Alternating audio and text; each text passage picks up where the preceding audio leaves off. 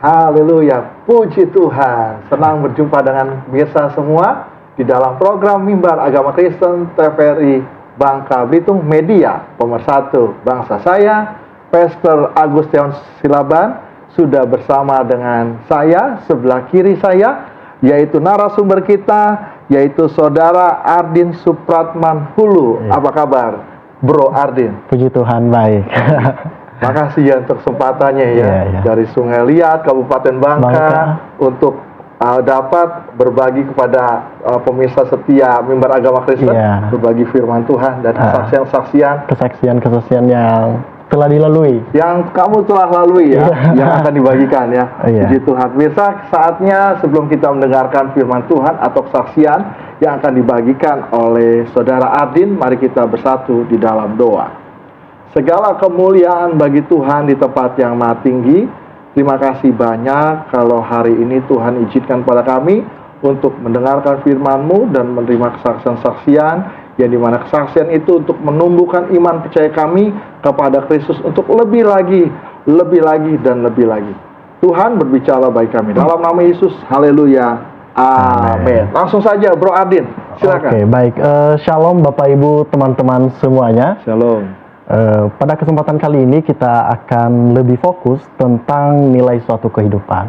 Kenapa? Karena menurut saya dengan realita yang terjadi saat ini sangat penting untuk dibahas bagi kalangan anak-anak muda. Kenapa? Karena memang kita mengetahui bahwa saat-saat ini ada banyak tuh motivasi-motivasi, tetapi kita sebagai anak muda wajib mengetahui apa saja langkah dan nilai yang kita tanamkan dalam diri kita. Secara umum, pentingnya nilai kehidupan ada 4 poin. Itu secara umumnya.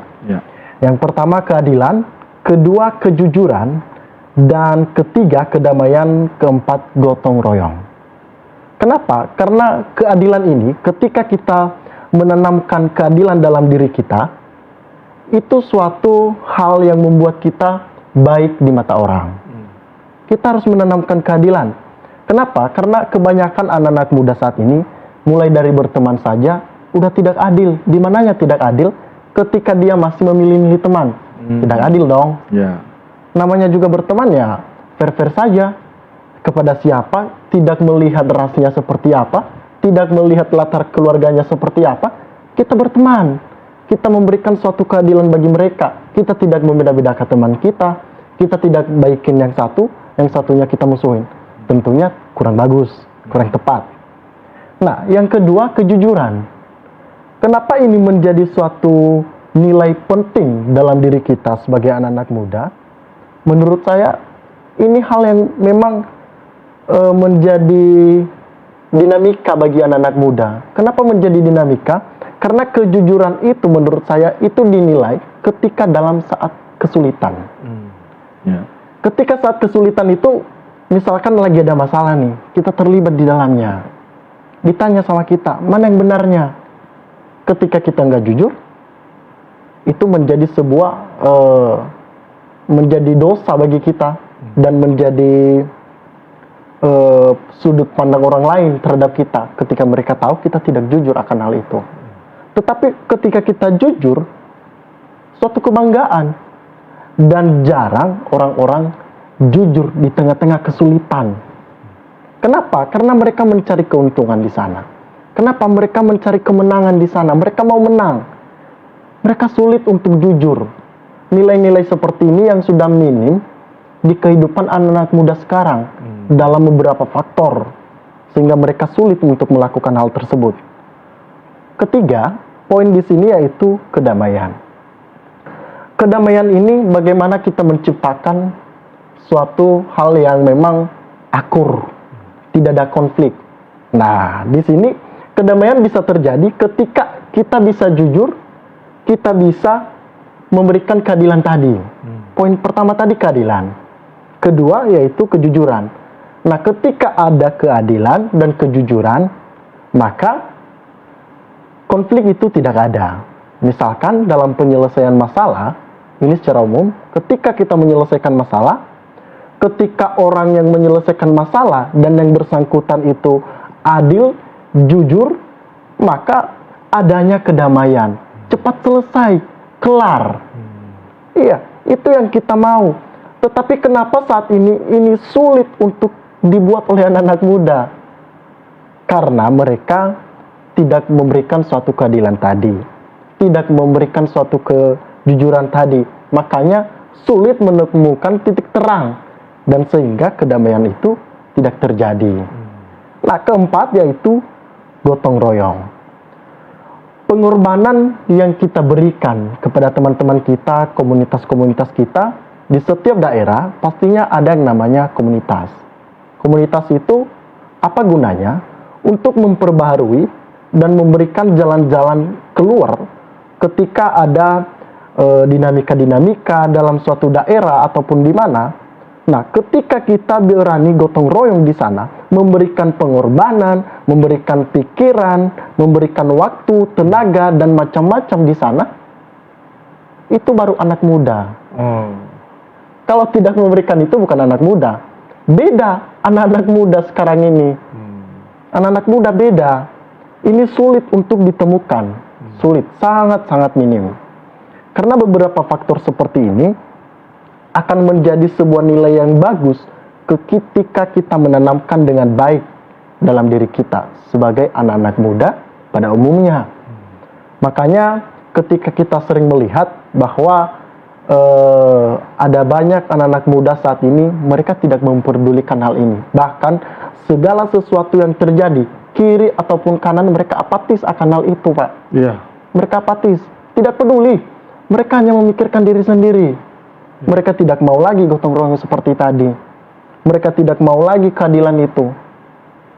Ada yang diterlantarkan di depan mereka, di samping mereka, mereka tidak peduli akan hal itu. Mereka hanya memikirkan diri mereka sendiri. Itu kebanyakan sekarang. Kebanyakan. Kadang ketika saya melihat teman-teman saya, teman-teman sebaya saya masih sulit ya. Ini menjadi pergumulan bagi kami. Bagi kami menjadi pergumulan bagaimana menerapkan 4 poin seperti ini. Ini harus diterapkan dengan baik. Nah, ketika kita tidak menanamkan hal ini, maka akan terancam masa depan kita. Itu ada kalimat yang mengatakan apa yang kita kerjakan sekarang, yang kita bibit sekarang, yang kita buat sekarang ini, itu akan menentukan masa depan kita ke depannya.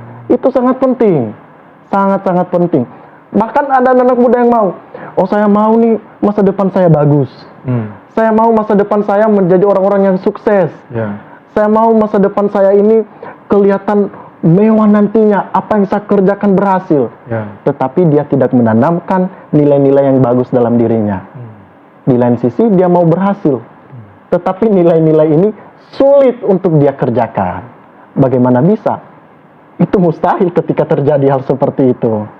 Iya, sangat sulit untuk didapatkan hal-hal seperti itu. Nah, makanya ini menjadi sebuah PR yang sangat besar untuk dikerjakan oleh setiap kita anak-anak muda. Ketika saya melihat bahwa masa saat ini memang terlihat serba instan, cepat, dan itu menjadi sebuah kejanggalan bagi anak muda ketika mengerjakan segala sesuatu yang ia kerjakan. Kenapa? Karena ketika kita melihat perkembangan zaman saat ini, ya, itu akan menjadi penghalang. Penghalangnya di mana? Karena sifat anak muda tadi dalam memakai dan melaksanakan atau menjadi pekerjaannya itu sangat sulit untuk ia kerjakan dengan baik. Dia terlena dengan waktu. Terlena dengan perkembangan zaman saat ini. Dia kira dia udah bagus. Kita kira bahwa ini udah mantap, udah cukup lah ini. Bahkan kebanyakan kita sebagai anak-anak muda saat ini memang tantangan yang begitu sulit. Ketika kita melaksanakannya dengan baik, kita dapat menerobosnya itu. Gimana kita menerobosnya? Dengan komitmen, harus mempunyai komitmen. Bagaimana kita melaksanakannya itu? Harus mempunyai suatu yang namanya nilai-nilai yang penting tadi. Nah, ini yang saya bahas ini adalah nilai kehidupan secara umum. Belum lagi kita sebagai anak-anak Tuhan. Nah, yang artinya kita sebagai anak-anak Tuhan harus berbeda dong dengan yang duniawi. Kalau yang duniawi saja itu sulit untuk diterobos, apalagi kita yang anak-anak Tuhan lebih sulit lagi dan kita harus menerobos itu. Bagaimana caranya? Itu sangat sulit. Nah, kita harus tahu ini. Tujuan hidup orang Kristen jauh lebih besar daripada prestasi, karir. Jauh lebih besar daripada itu. Bahkan jauh lebih besar daripada membentuk suatu keluarga. Apalagi kan anak muda, membentuk keluarga yang baru. Kita kira kita udah cukup hal di situ. Tetapi menurut saya ini belum.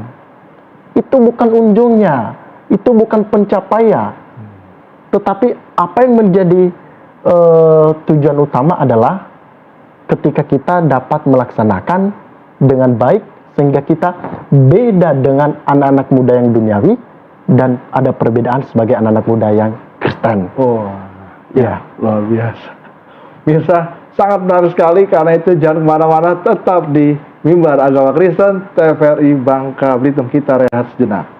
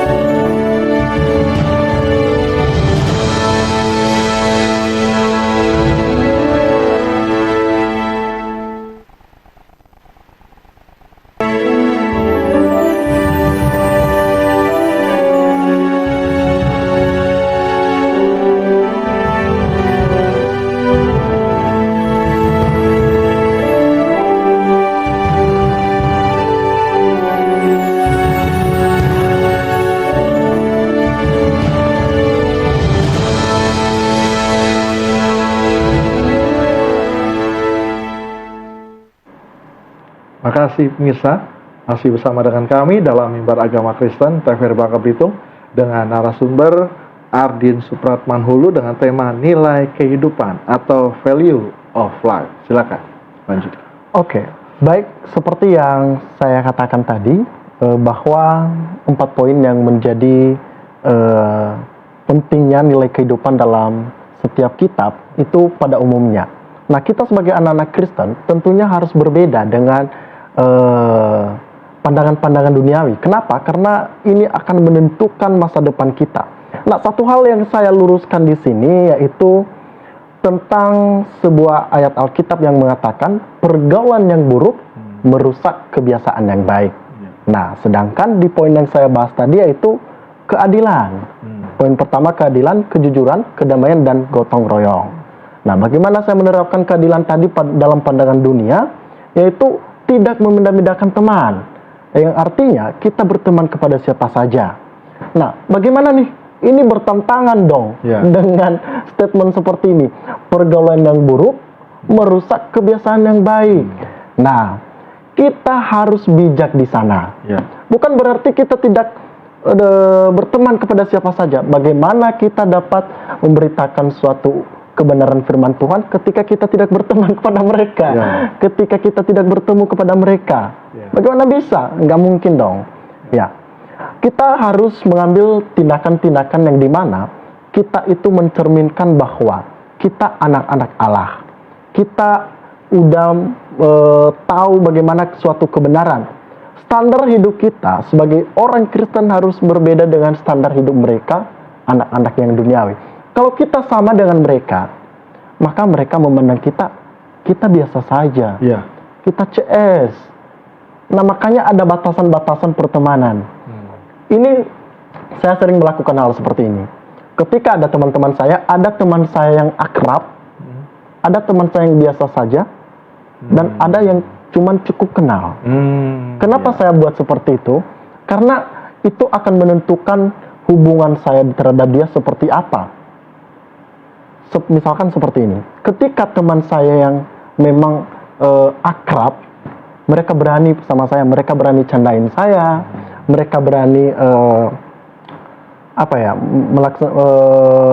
melaksanakan apa yang menjadi kesenangan mereka. Misalkan dalam canaan seperti apa tadi, misalkan ada yang dipinjam berani, langsung spontan ngomongnya.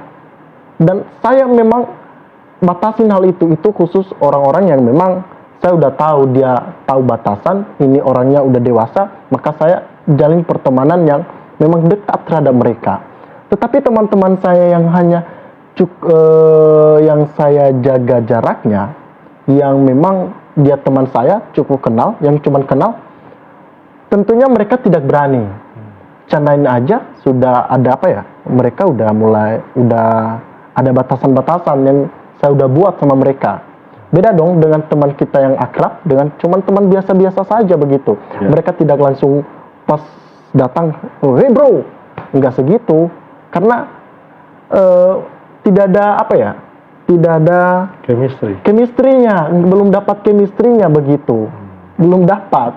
Jadi itu sangat penting untuk kita membangun hal itu. Nah makanya tadi ketika kita memilih teman, yang saya katakan pergaulan yang baik pergaulan yang buruk merusak kebiasaan yang baik. Ya kita yang menentukan itu. Kita yang bisa menentukan, kita yang kalah di sini, kita yang terbawa arus kepada mereka, ataupun mereka yang terbawa arus kepada kita. Kita yang menentukan itu. Settingannya di kita. Nah makanya ketika saya melihat anak-anak muda Kristen saat ini, ketika kita bergaul dengan orang-orang yang tepat, ya, itu tergantung kita.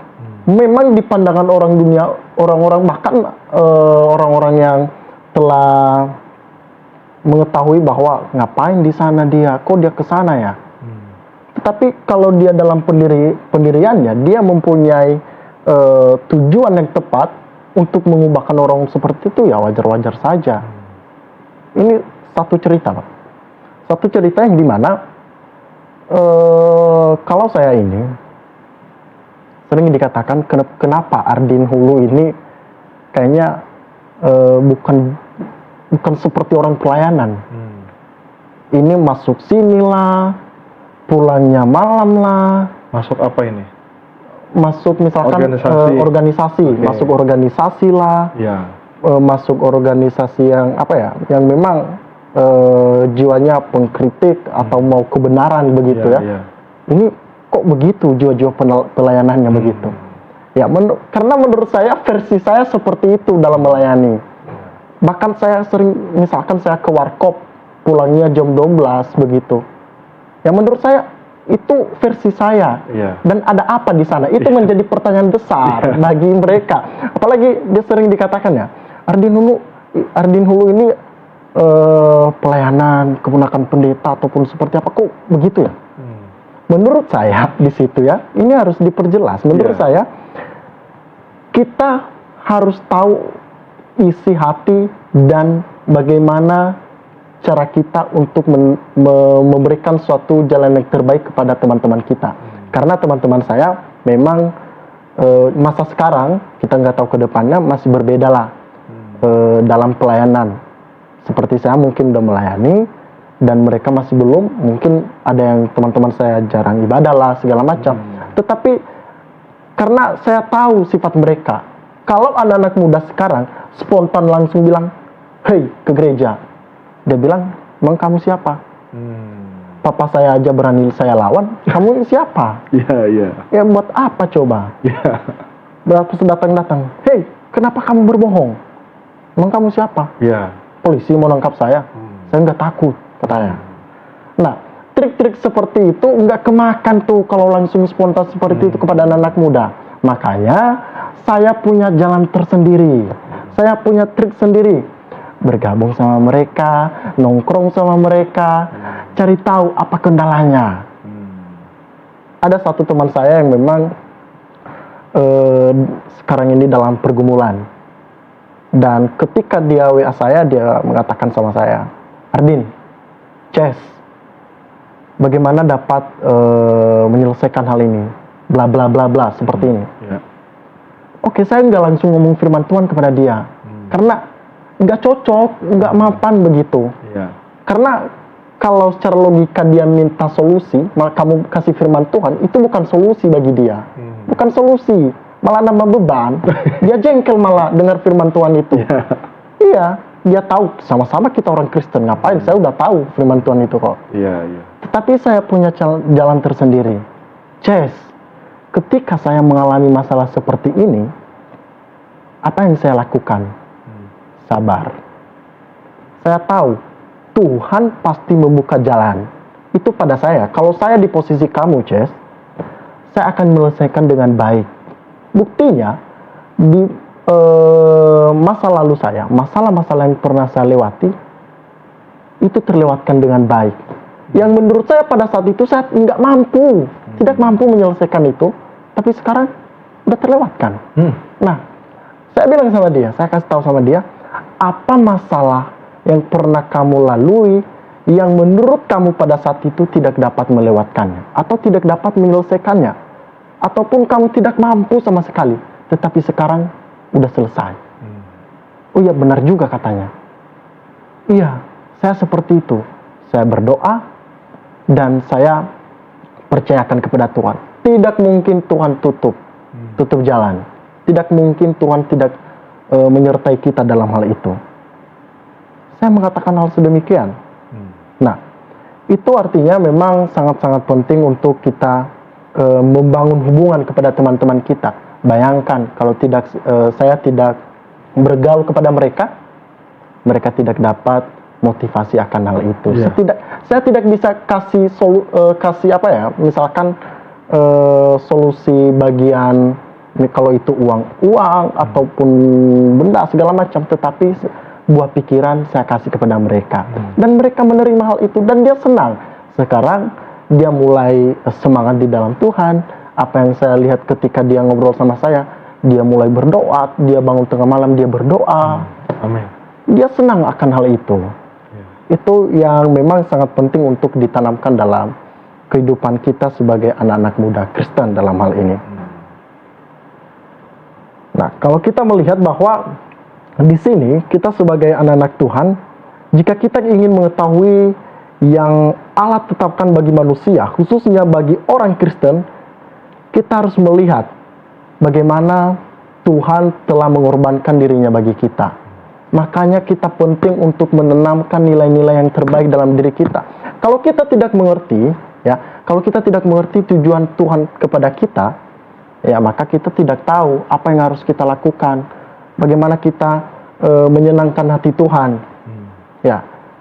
Makanya kita sebagai anak muda Kristen, nanti ada hal-hal yang memang harus kita lakukan untuk menyenangkan hati Tuhan, dan apa yang harus kita tanamkan bibit di dalam kehidupan kita. Itu Pak. Oke, puji Tuhan. Sangat menarik sekali Mirsa. Karena itu jangan kemana-mana, kita rehat sejenak, tetap di Mimbar Agama Kristen TVRI Bangka Belitung. Haleluya.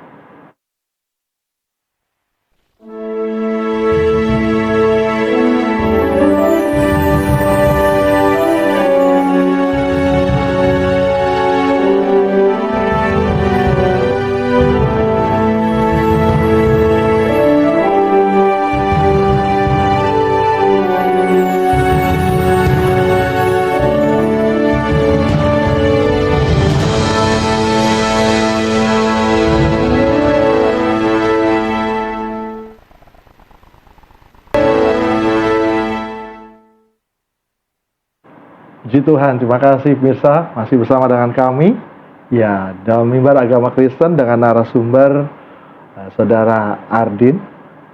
Saudara, saya akan bacakan Alkitab untuk kita semua di dalam Yesaya 43 ayat 4. Begini bunyi firman Tuhan. Yesaya 43 ayat 4. Oleh karena engkau berharga di mataku dan mulia, dan aku ini mengasihi engkau. Allah dari dulunya sampai kapanpun tetap mengasihi saudara dan saya. Silakan Adit, lanjutkan. Oke, baik. Seperti yang kita ketahui bahwa kasih Tuhan yang begitu besar dalam diri kita itu tiada batasnya. Amin. Bahkan tidak akan pernah selesai. Dia selalu mengasihi kita. Nah, ketika Tuhan mengasihi kita sebagai anak-anak muda, terkhususnya saya lebih mengkhususkan untuk anak-anak muda, kita harus tahu dong apa yang harusnya kita perbuat untuk dia. Standar hidup kita harus berbeda dengan standar hidup orang duniawi. Kenapa? Karena di sini kita harus tahu bahwa Tuhan itu lah yang menentukan masa depan kita dengan baik. Ada 4 prinsip utama dalam membangun nilai kehidupan yang benar. Ini versi orang Kristen dan itulah yang harus kita lakukan. Yang pertama, kita diciptakan serupa dan segambar dengan Allah. Amin. Ketika kita diciptakan serupa dan segambar dengan Allah, kita harus tahu bahwa kita sebagai anak muda Kristen, kita harus bisanya apa dalam segi kata-kata, dalam berpakaian, apalagi kalau kita memang udah pelayanan di atas mimbar. Ada perbedaan-perbedaan yang dimana kita harus mencerminkan yang terbaik sehingga orang dapat terberkati atas kehidupan kita. Itu yang harus kita lakukan. Nah, kebanyakan anak-anak muda saat ini mereka tidak peduli akan hal itu. Saya sering melihat bahwa menjadi tradisi hal-hal seperti itu. Dalam berpakaian udah menjadi tradisi. Misalkan dalam omongan-omongan tuh, apalagi kalau main game. Saya sering mendengarkan hal itu. Kalau saya misalkan keluar ngopi, ya saya ngopi malam, jam-jam 8 itu saya pergi ngopi, itu kiri kanan tuh, udah ayat hafalan semua ya. Sumpah serapa ya. Waduh, ngeri banget. Ngeri banget. Sangat-sangat ngeri. Iya. Jadi kita yang baru dengar hal itu kaget begitu, kita kaget. Ini apa ini? Dan mereka merasa bahwa itu suatu kebanggaan. Yeah. Kenapa mereka merasa itu kebanggaan? Karena mereka tidak tahu apa nilai yang mereka tanamkan dalam diri mereka. Ini menjadi perbedaan. Misalkan, ya, kalau kita anak-anak Kristen, anak muda Kristen masih melakukan hal seperti itu, apa kata orang dunia? Oh, itu ternyata. Oh, itu anak muda Kristen ya. Oh, itu pelayanan kemarin ya. Oh, sebutannya seperti itu ya. Yeah. Keren juga ya hafalannya. Seperti itu. Nah, makanya hal-hal seperti itu jangan menjadi sebuah kebiasaan. Kita diciptakan segambar dan serupa dengan Allah. Ya, kita harus dapat melaksanakannya di mana? Di keseharian kita, di tempat kita bekerja, di sekolah, di kampus. Harus jadi berkat. Amin. Kita harus mencerminkan hal yang baik.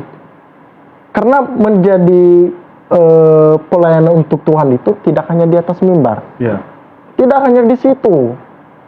Kita kerja di mana-mana, di toko, di pasar, segala macam. Di situ.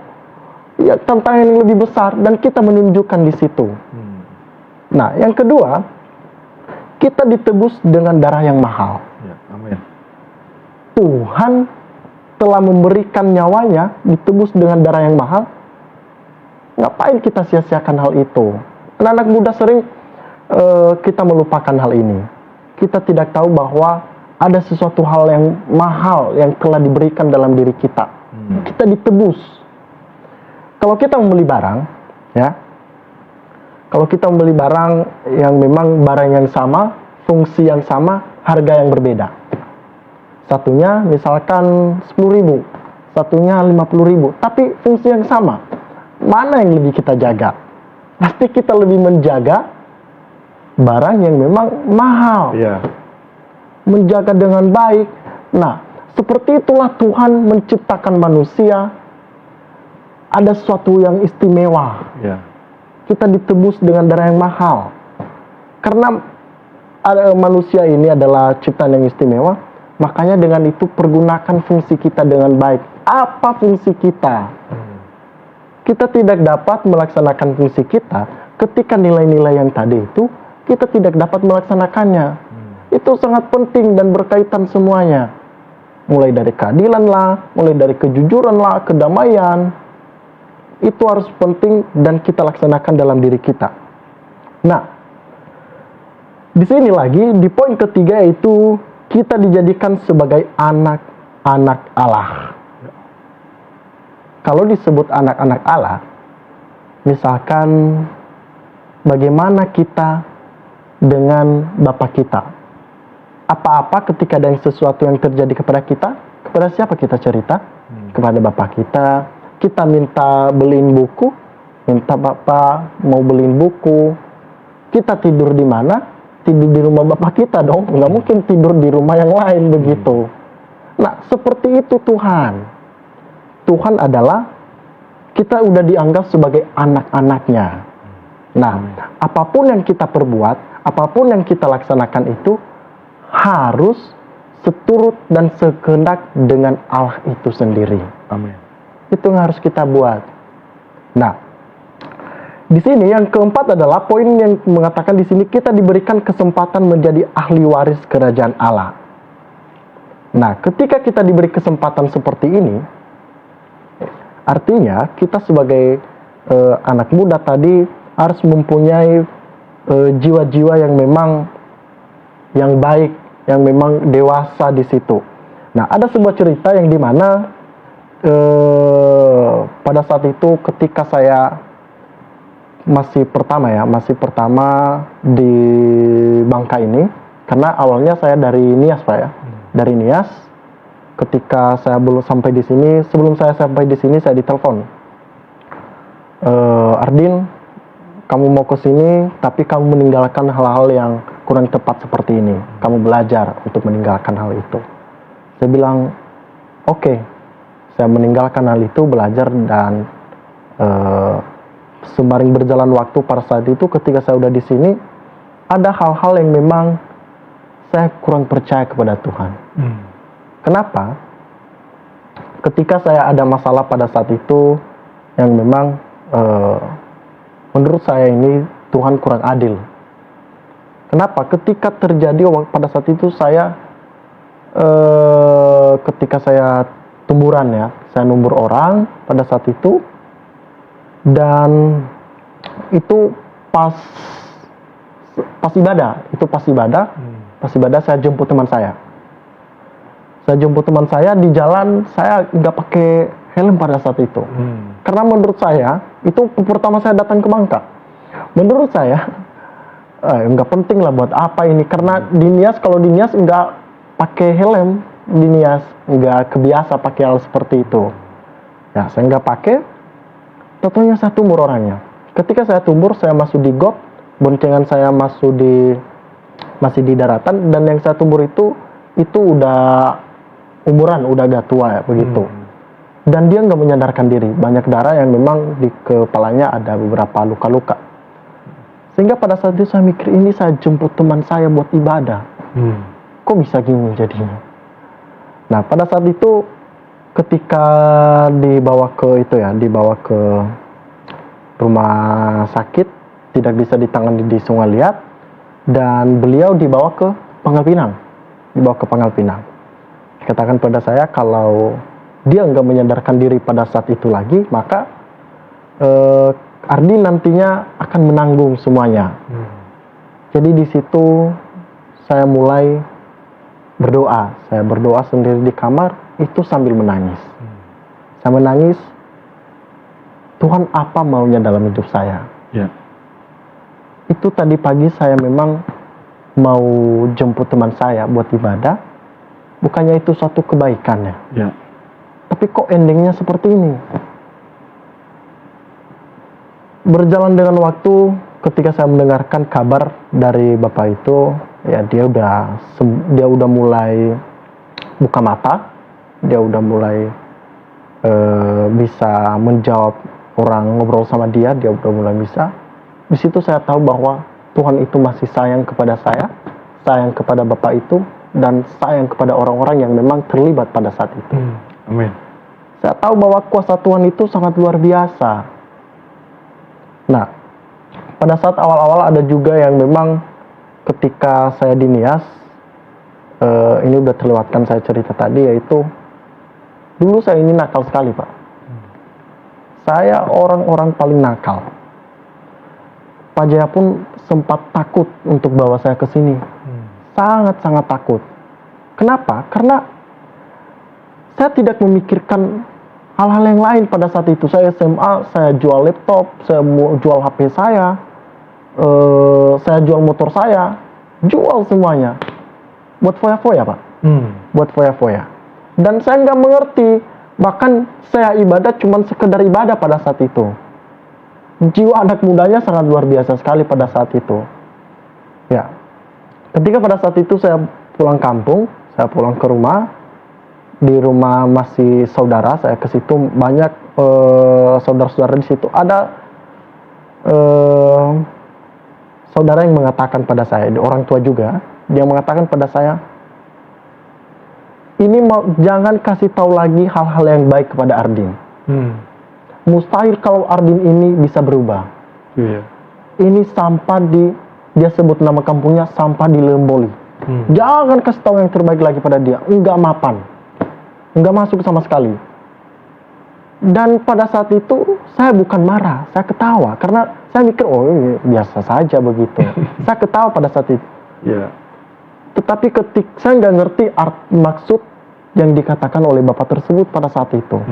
Saya belum ngerti apa sih maksudnya seperti apa. Ketika sembari berjalan dengan waktu, saya udah mulai mengenal Tuhan dengan baik.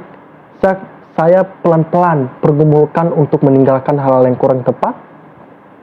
Saya baru tahu bahwa maksud dari omongan itu adalah harus baik. Meninggalkan hal yang buruk. Jangan jadi batu sandungan bagi orang lain. Itu yang harus kita lakukan. Baru saya mengerti, oh ternyata ini maksud Bapak itu. Dan ketika saya pulang pada saat itu,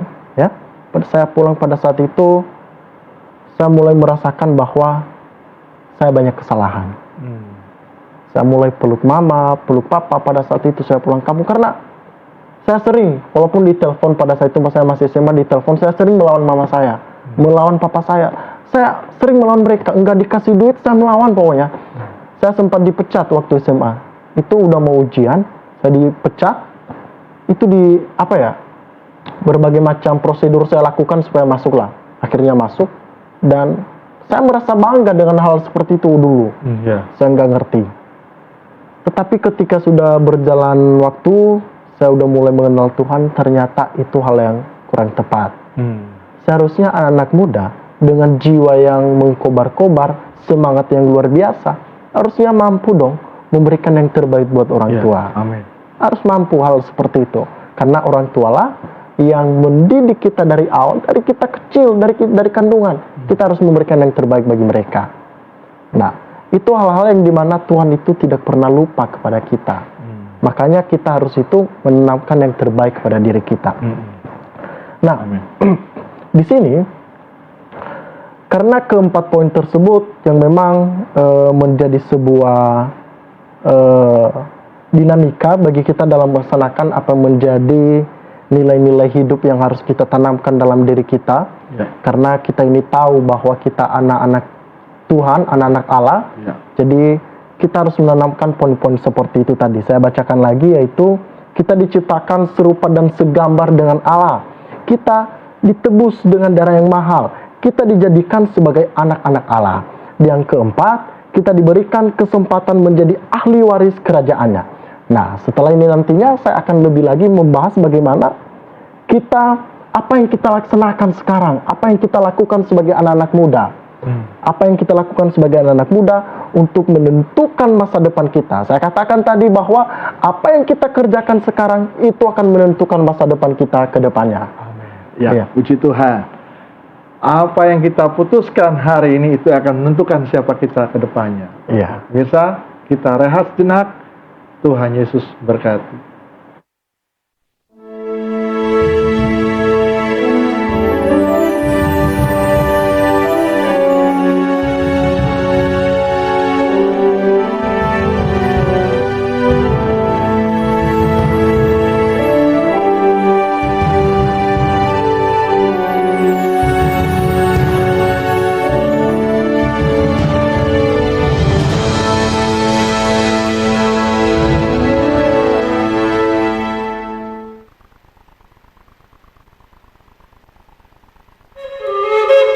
Warisan tidak selalu berupa harta ataupun benda. Melalui kerja keras, ketelitian, dan ketekunan, lahirlah mahakarya budaya terbaik kebanggaan bangsa.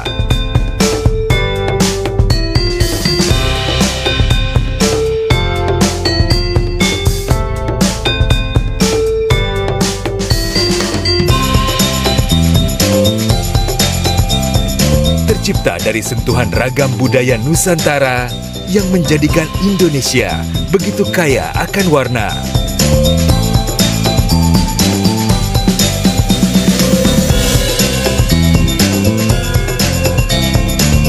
Cintai Mahakarya Indonesia. Lestarikan batik, warisan budaya Indonesia.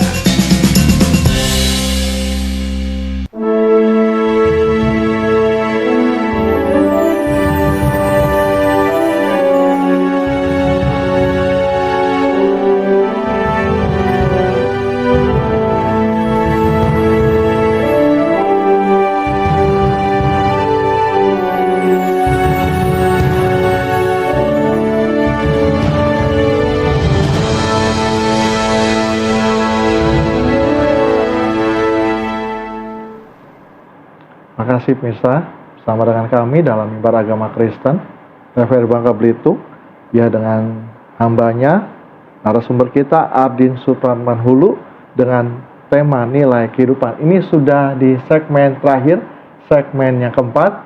Sebelum kita berdoa, ya, untuk pemirsa semua, ya, saya silakan pada narasumber kita untuk menutupnya, silakan. Ya, baik. Hal-hal yang perlu kita lakukan sebagai anak-anak muda tadi ada 3. Yaitu manusia yang baru. Kita harus menjadi manusia yang baru yang dapat memperbarui hal-hal yang kurang tepat. Ya. Kita harus memperbarui hal itu. Kedua, menjadi manusia yang berakhlak dan bermoral. Sehingga nilai-nilai kehidupan tadi yang telah saya jabarkan kita dapat merealisasikannya dalam kehidupan kita. Ketiga, menjadi manusia yang berguna. Kenapa? Karena hidup kita itu harus berfaedah dengan baik, harus menjadi terang seperti yang Tuhan inginkan. Amin. Jadi ada 3 hal standar ya. Iya, ada 3 hal. Ya. Jadi menjadi manusia yang baru, Ya. menjadi manusia yang berakhlak dan bermoral, Ya. menjadi manusia yang berguna. Ini nggak mudah ya. Nggak mudah. Tapi saya percaya Roh Kudus bersama-sama dengan kita, Amin. menolong kita. Waktu kita jatuh, bangkit lagi, berjalan lagi, lakukan terus firman Tuhan. Benar. Terima kasih Bro Ardin untuk firman Tuhan, untuk saksian yang disampaikan untuk pemirsa TVRI Bangka Belitung. Ya. Semoga ini bukan bermanfaat, tapi sangat bermanfaat. Sangat bermanfaat. Amin. Amin. Puji Tuhan. Pemirsa, kita akan berdoa.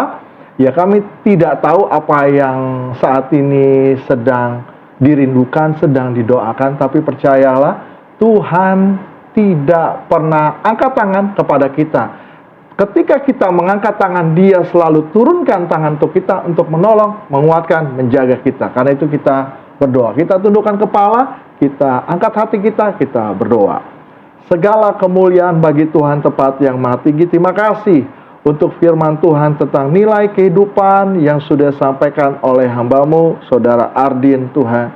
Kiranya ini boleh memampukan kami, bukan cuma sekedar menambah wawasan di dalam kognitif kami belaka, tetapi kiranya ini masuk ke dalam afektif kami, masuk ke dalam sanubari kami, sehingga Roh Kudus memampukan kami untuk melakukan kehendak Allah, menjadi anak-anak-Mu yang berguna, berakhlak, menjadi anak-anak-Mu yang sesuai dengan kebenaran firman Tuhan. Berkati hamba-Mu, Saudara Ardin, Tuhan pakai beliau dengan luar biasa lebih lagi, tanda-tanda heran ajaib menyertai beliau. Kami berdoa untuk bangsa kami Indonesia yang kami kasihi, di mana pada bulan November akan digelar pesta demokrasi pilkada serentak. Tuhan, di seluruh Indonesia termasuk di Provinsi Bangka Belitung, Tuhan memberkati seluruh KPU dan jajarannya, Bawaslu berserta dengan jajarannya, kemudian Tuhan Polri, TNI, Tuhan boleh bersatu hati untuk menjaga keamanan Republik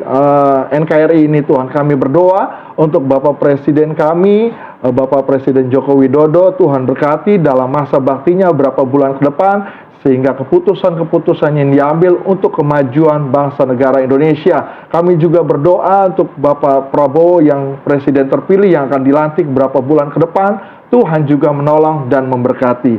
Memberkati juga untuk TVRI Bangka Belitung yang sudah menjadi berkat bagi seluruh masyarakat Bangka Belitung dan masyarakat yang ada di Indonesia ini. Terima kasih Tuhan Yesus, terima kasih.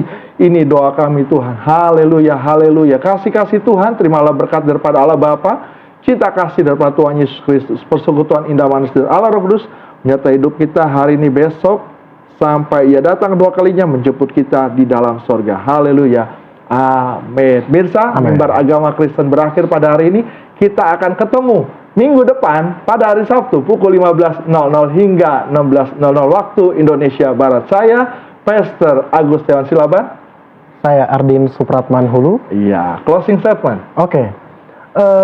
Segala sesuatu yang kita kerjakan dengan baik, selebihnya Tuhan yang menentukan, dan apa yang kita kerjakan itu menentukan masa depan kita ke depannya. Amin. Tuhan Yesus berkati kita semua. Shalom. Shalom.